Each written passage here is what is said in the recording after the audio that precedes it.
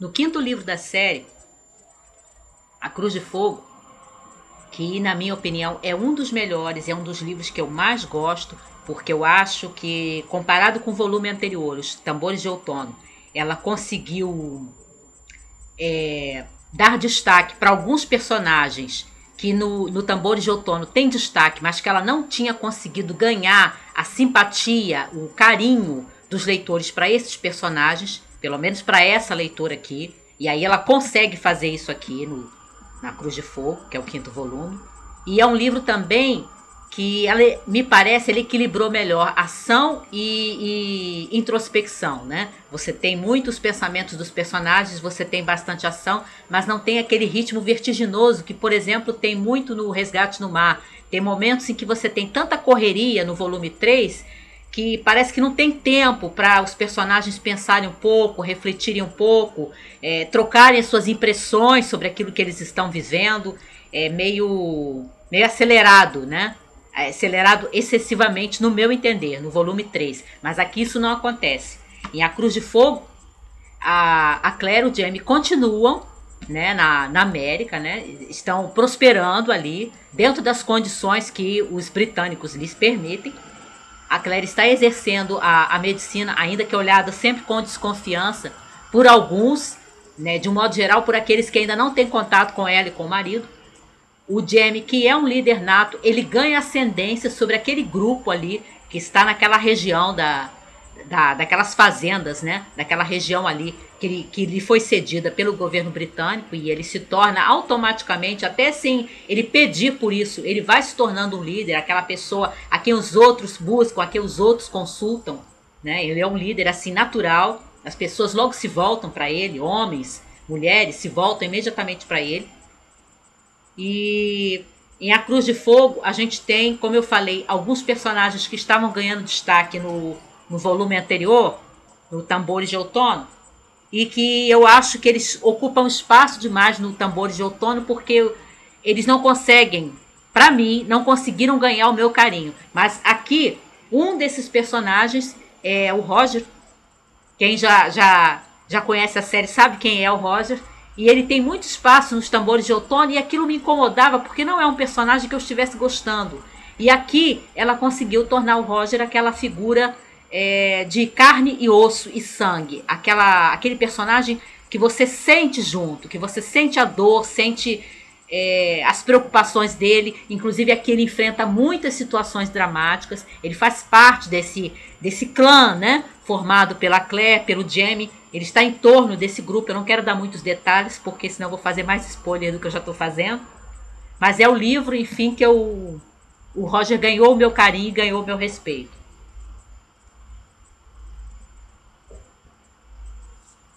Nesse aqui, o sexto volume, O Sopro de Neve Cinzas, eu costumo definir esse livro, até fiz a resenha no Scooby falando isso, é o livro em que a gente encontra muitas situações de traição, de dupla identidade, de personagens que não são o que parecem. Isso acontece mais de uma vez, em que há muitas decepções justamente pelo número de traições. A Claire é atraiçoada, o Jamie é atraiçoado, e enfim, aqueles que parecem amigos nem sempre são os amigos, e às vezes aqueles personagens pelos quais, né, o casal de heróis ganha carinho, pelos quais eles se interessam, que eles abrem o coração, se revelam pessoas que os atraiçoam e os atraiçoam assim de uma forma muito dramática, muito séria realmente. Há vários ganchos dramáticos aqui. Toda a série tem, mas esse aqui eu acho que é mais marcante, mais doloroso por causa disso. As peripécias dramáticas, né? Os episódios que a gente tem aqui estão muito ligados a esse sentimento de traição, esse sentimento de confiança violada, de você descobrir que aquela pessoa que você conhecia, com a qual você convivia, a quem você começa até a ter uma afeição maternal ou paternal, não merece aquele seu carinho, porque vai te apunhalar pelas costas. Então, é um grande livro, o sexto volume, mas em alguns momentos é um livro assim muito, muito melancólico, muito melancólico. Agora, para contrabalançar, tem algumas situações aqui, algumas peripécias que são tragicômicas. Tem um número de figuras grávidas aqui, várias personagens femininas que ficam grávidas, e tem uma que a gravidez dela, a situação da gravidez dela é uma coisa assim que você não sabe se você ri ou se você chora.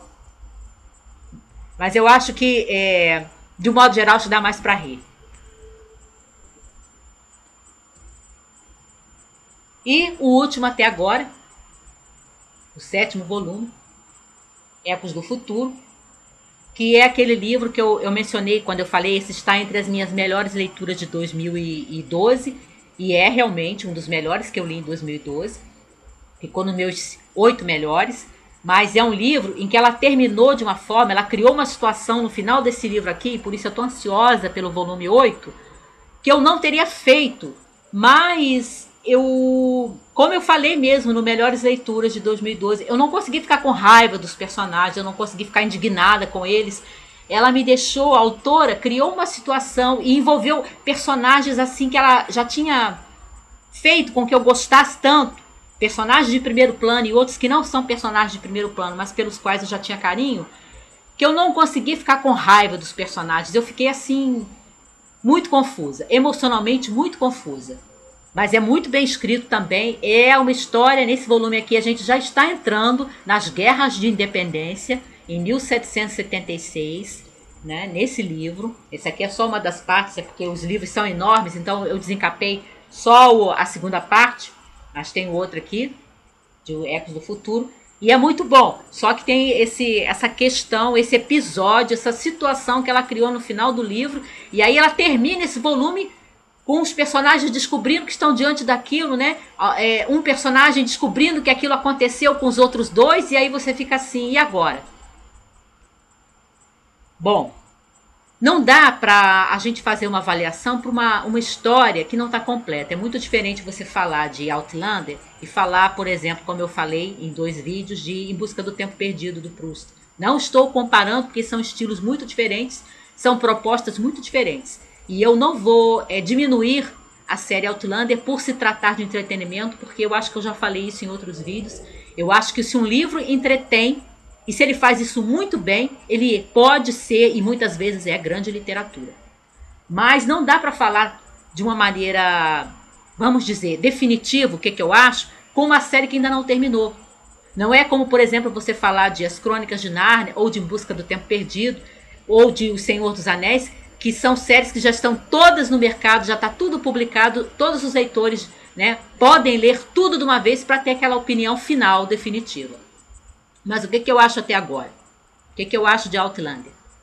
Em primeiro lugar, eu queria destacar essa mistura, essa mescla muito feliz, muito bem realizada, que a Diana Gabaldon faz, de fantasia, ficção científica, romance histórico, romance de amor e, como eu falei, num dos volumes, metaficção. E ela também acrescenta muito humor, e um dos charmes inegáveis que me faz ir para cada volume com prazer é a galeria de personagens que ela cria. Em primeiro lugar, o seu casal de protagonistas, a Claire e o Jamie, que eu acho que são figuras de carne e osso, são figuras nas quais você acredita. Não quer dizer que você sempre concorde com tudo que eles fazem, ou que a Claire seja uma mulher perfeita, ou que o Jamie seja um homem perfeito. Não são. Em alguns momentos até a autora mostra, especialmente nos primeiros livros, né? E no primeiro, então, isso aparece muito bem em A Viajante do Tempo, que há um conflito muito grande entre os dois, até pela a visão, os costumes, a cultura, que é muito diferente, o modo como as mulheres são vistas no século XVIII, né? E aquilo que as mulheres devem fazer e aquilo que elas não podem fazer, isso cria muitos conflitos entre o casal, especialmente no primeiro livro, embora isso vá aparecendo também nos outros.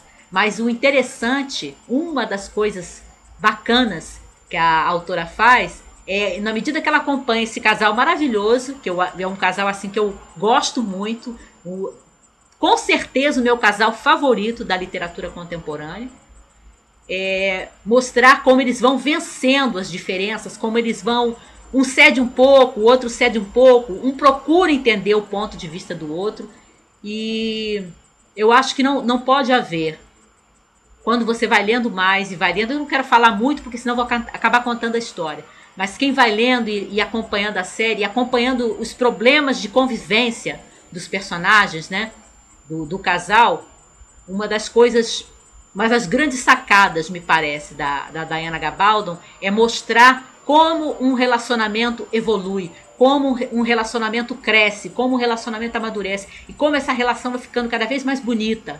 Eles vão ficando mais velhos e a relação vai ficando cada vez mais bonita. Eles enfrentam situações de tudo quanto é tipo, várias coisas que você possa imaginar possíveis de acontecer com um casal, acontece com eles e eles atravessam aquilo e a relação deles sai mais forte, mais bonita, mais comovente.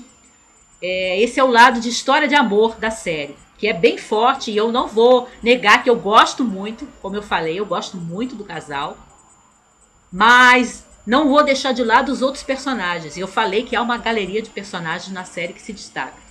Ela consegue, no 5º volume, dar um relevo para o personagem do Roger, que é um personagem importante, que começa a aparecer no 2º volume, vai crescendo, e no 5º, a Cruz de Fogo.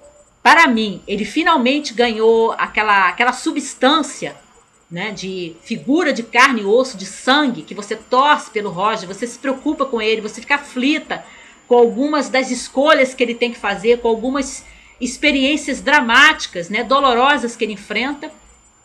E eu queria falar do outro personagem, que junto com a Claire e o Jaime é o meu personagem, depois do casal principal, favorito, que é o Lord John Grey, que começa a aparecer no volume 2, muito rapidamente, a Libélula no Âmbar, e que cresce bastante no volume 3, O Resgate no Mar, que é um oficial inglês, que quando ele está em confronto com o Jaime no volume 3, Resgate no Mar, ele é o diretor de uma prisão de escoceses, e é um personagem que, por algumas das suas características, de repente eu nem gostaria dele, mas eu me rendo à nobreza de caráter do John Grey, e eu me rendo à maneira como a autora consegue dar a ele uma seriedade e uma, como é que eu vou dizer, uma dignidade muito grande que ela dá ao Lord John Grey.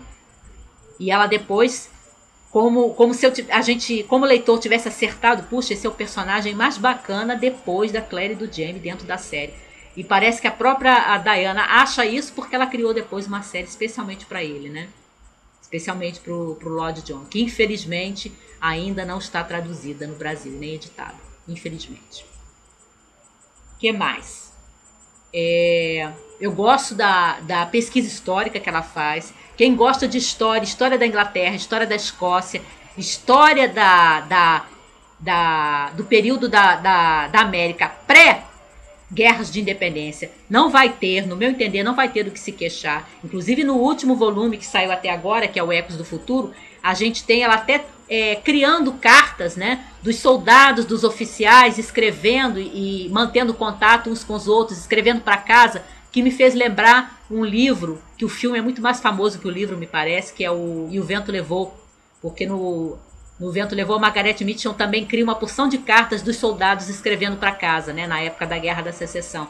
E aí, quando a Diana Gabaldon faz isso no último volume, no Ecos do Futuro, me lembrei muito de O Vento Levou, que dá um tom assim de veracidade para a história, né? De você ver aquelas pessoas contando que não tem sapatos, que estão passando por isso, por aquilo, que a comida está racionada, né? Todas aquelas situações que os soldados passam em época de guerra, e aí ela vai colocando nas cartas que eles escrevem para casa, né? Isso acontece tanto no E o Vento Levou, quanto nesse último volume aqui da série, né? No Ecos do Futuro.